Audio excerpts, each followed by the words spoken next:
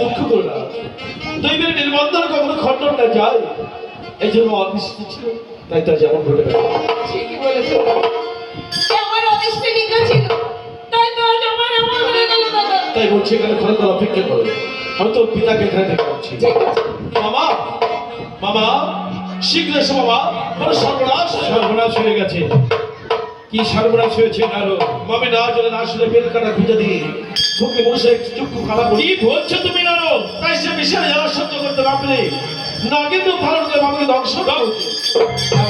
বলছে যে কিবা জিজ্ঞাসা করো, বল তো বল মা, কি এমন ঘটনা ঘটেছে খুলে বল মা। পিতা, বল মা বল। আমি পাতালে ছিলাম, খুব ভালো ছিল। কেন কেন তুমি আমাকে পয়লা জানলে? কি বলছিস মা? আর পয়লা ছেলে তুমি তো বলেছিলে মারে তুই তো মায়াবী, তুই চন্দ্রের ধারা ধরে কুমণ্ডলের ভিতরে প্রবেশ কর। আমি বলেছিলাম আমি না আসা পর্যন্ত তুই কুমণ্ডল থেকে বার হবি না, আর তোর এই সঙ্গে বাড়ি যায় তুই কাউকে খোলা বলবি না। কিন্তু তোমার কথা তুমি অক্ষরকে পালন করেছি পিতা। কিন্তু কোথা থেকে এক নারী এসে বেলকুমার খোঁজা দিয়ে আমার একটা চোখ বন্ধ করে দিয়েছে পিতা। কি বলছিস? আগে নিজের সহ্য করতে না পেরে আমি ওই নারীকে দংশন করেছি। এতে যদি কোনো অন্যায় আমি করে থাকি পিতা, আমাকে ক্ষমা করে দাও পিতা, আমাকে ক্ষমা করে দাও পিতা। অপরাধ তো তুই করেছিস রে মা, মারাত্মক অপরাধ করেছিস। প্রথম অপরাধ করেছিস, আমার কথা অমান্য করেছিস। মনে পড়ে তোর মা, কতবার আমি তোকে নিষেধ করেছিলাম যে কুমণ্ডল থেকে বার হবি না মা, আর তোর সত্য পরিচয় তুই যেন কাউকে খুলে বলবি না। ওরে মারে, আমার কথা অমান্য করে নিজের বিপদ তুই নিজেই ডেকে আনলি।